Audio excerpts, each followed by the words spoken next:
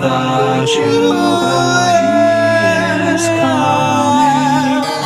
Oh, the Jubilee is coming.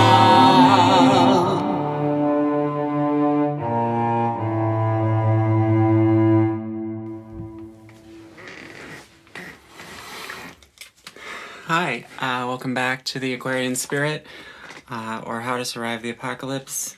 I am Pope Abbey. You can call me Abbey if you like.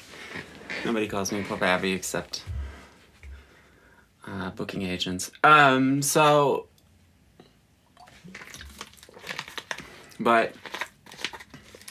the whole Pope thing,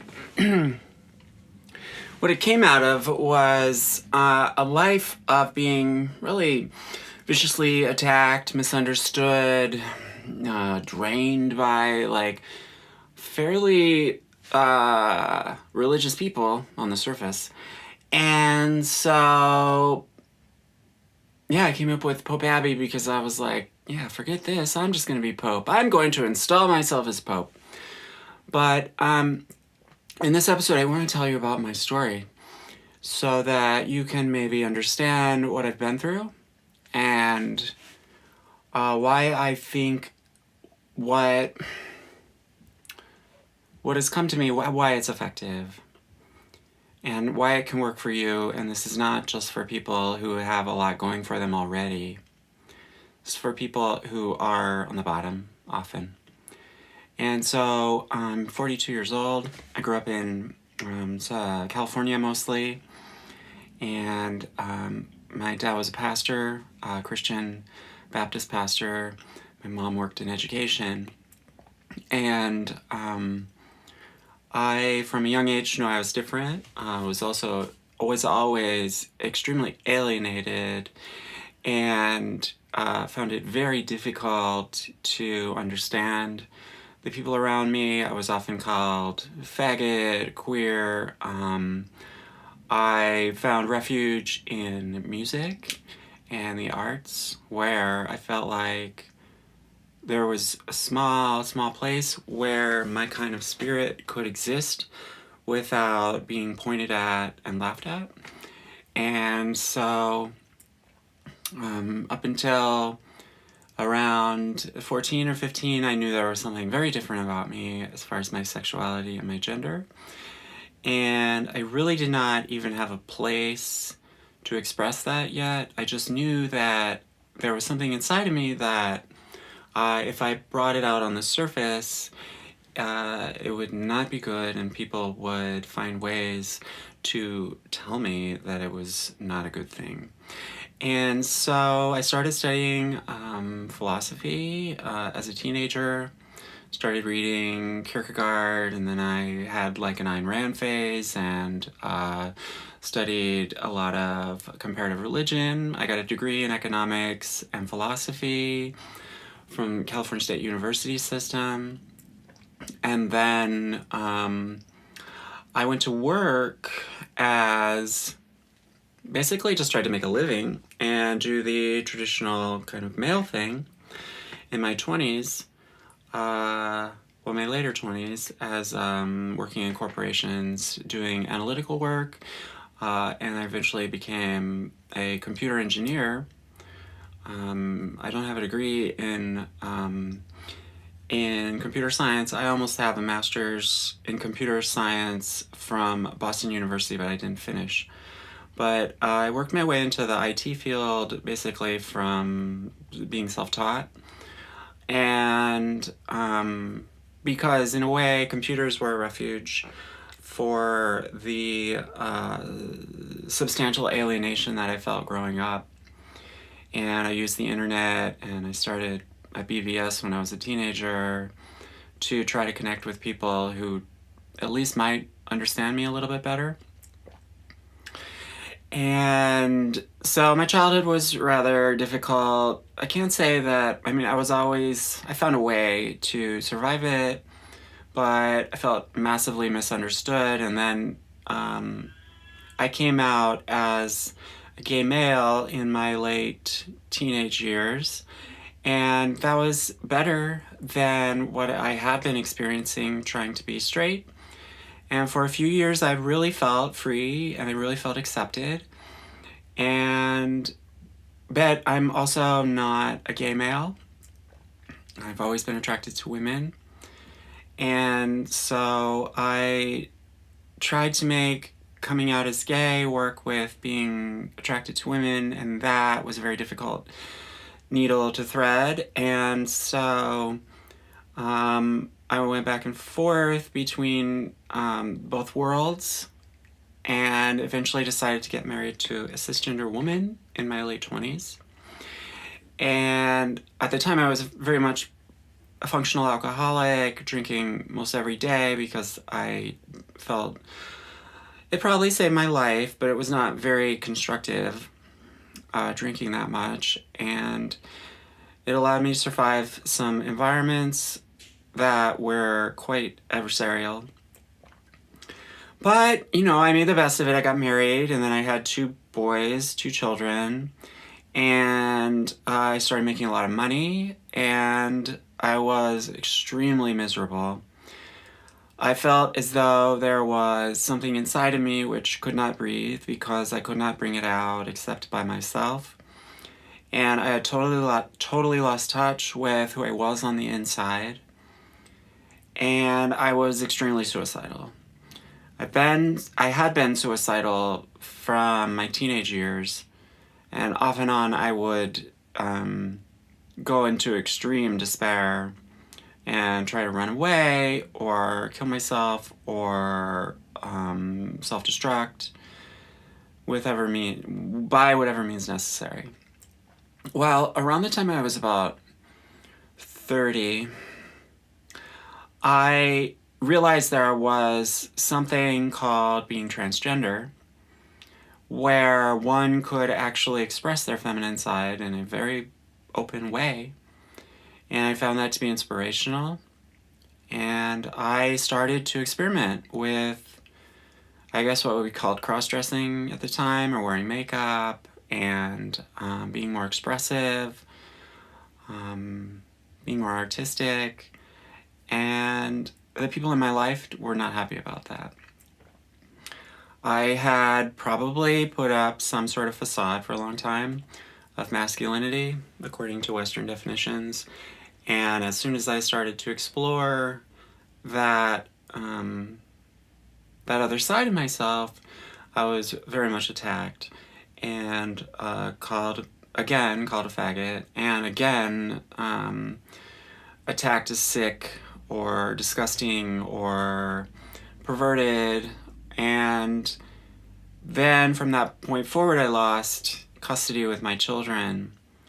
I did go to court for a year and fought largely by myself, newly transitioned as a trans woman, fighting in court in a fairly conservative court to try and have a fair amount of visitation. And that did not work. The judge was extremely adversarial to me, often in ways that are in court record that are just unjust and unfair. And I came to see that there is a core injustice in our justice system in the United States, which is really a morality police system, because they turn off the spigot of justice if you don't look the right way, if you don't talk the right way, if your skin color is the wrong way, if your gender is slightly different.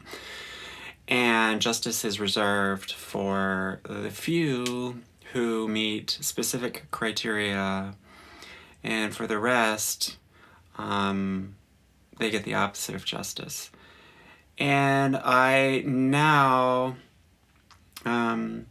this is 11 years later, I have not seen my children in that whole time, and my ex uses the court systems to keep all contact from my children from me. And I've even tried to go back and contact my children and multiple times, and she has gone to war against me and utilized the fear associated with being transgender to keep any and all contact from both myself and my family, and so my kids' grandparents as well.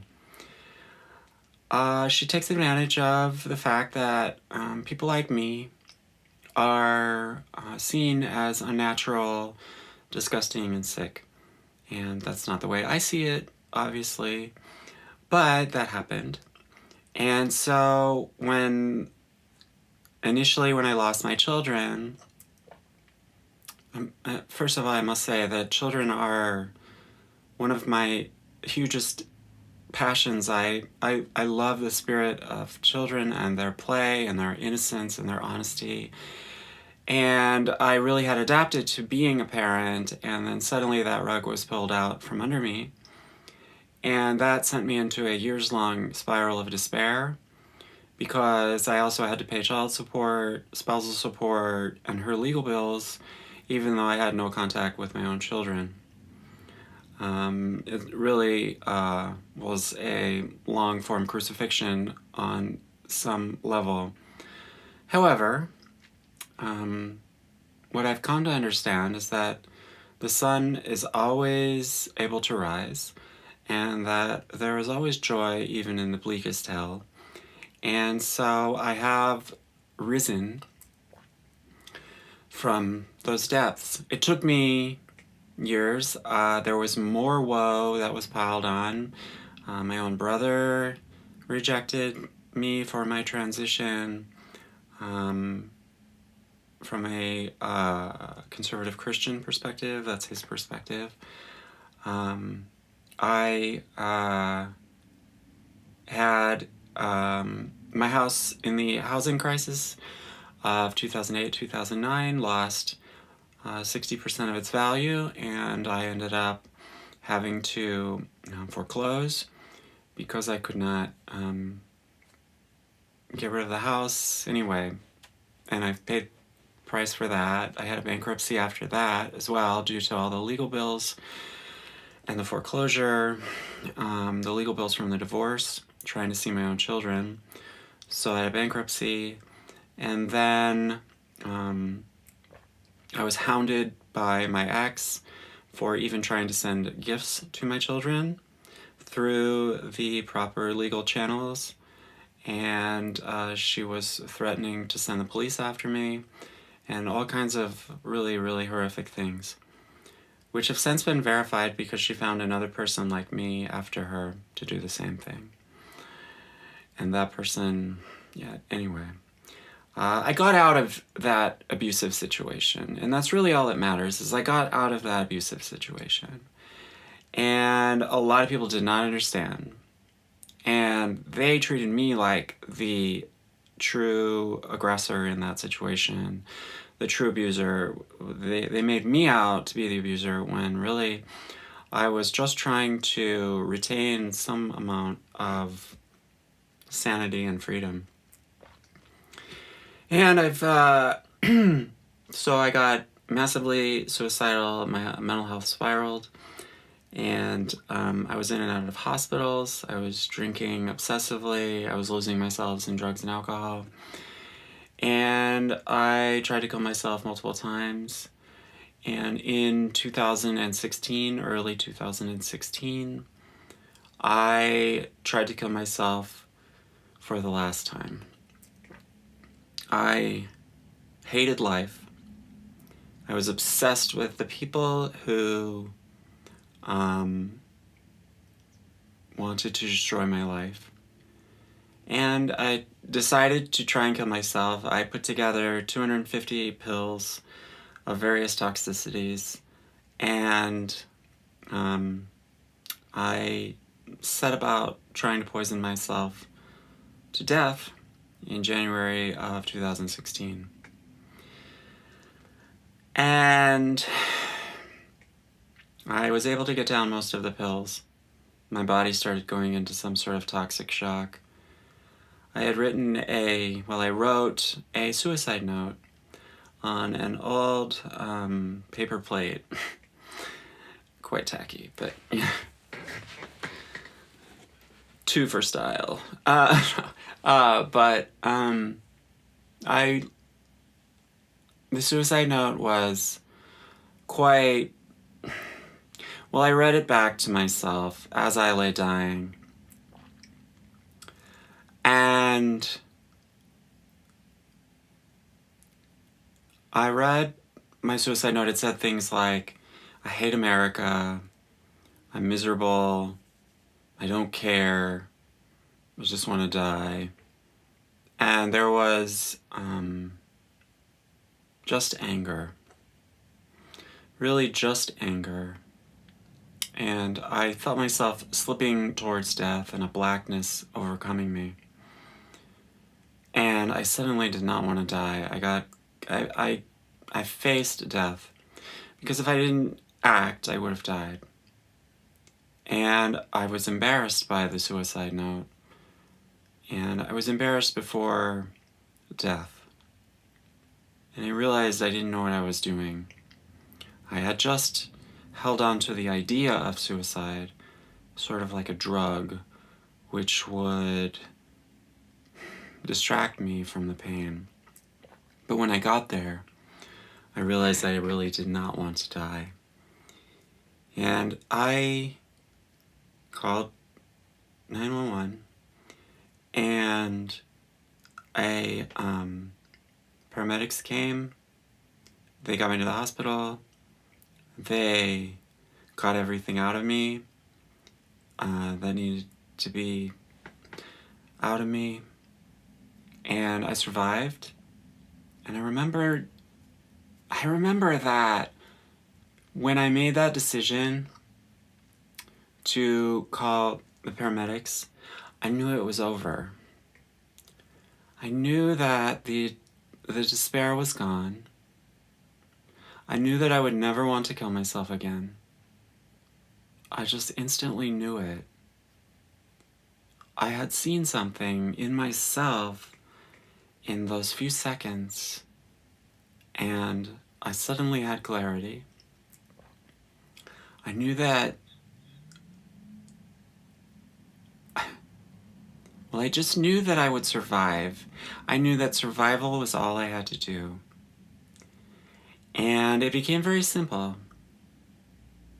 I went to a 4-month treatment program at a rehab center, which was mostly cis women, and that changed my life.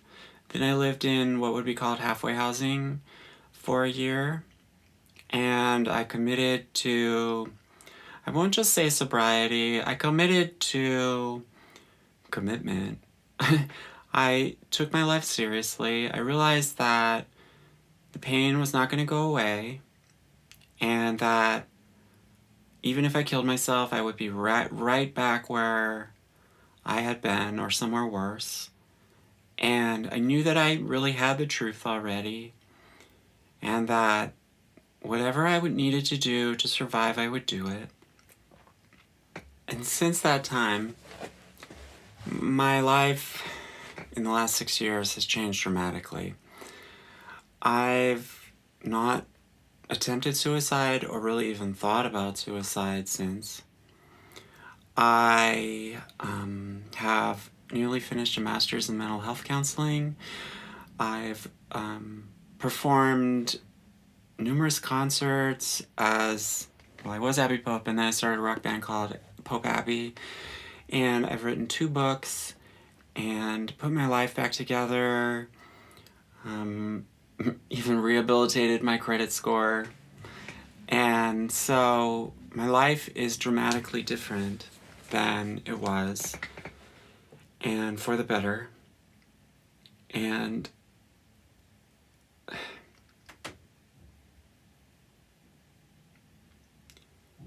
I think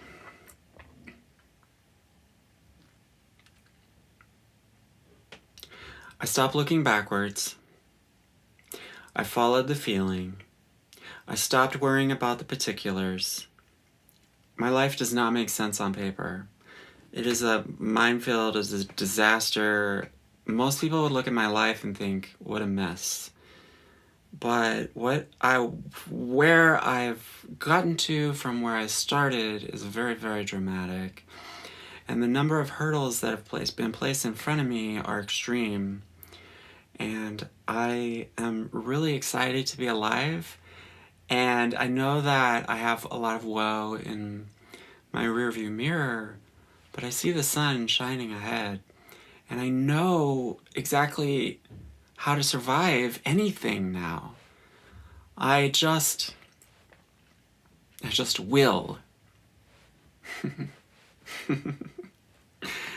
And it's a really, really beautiful feeling. And yeah, like I can't prove to other people how amazingly spiritual I am, or I don't think they get it. But I know where I've been, the mountains I've climbed, and the peace that I have now after decades and decades of just horrible self-loathing and rejection and pain and chronic pain and anxiety and depression and all of these things. And I have this little piece of heaven now.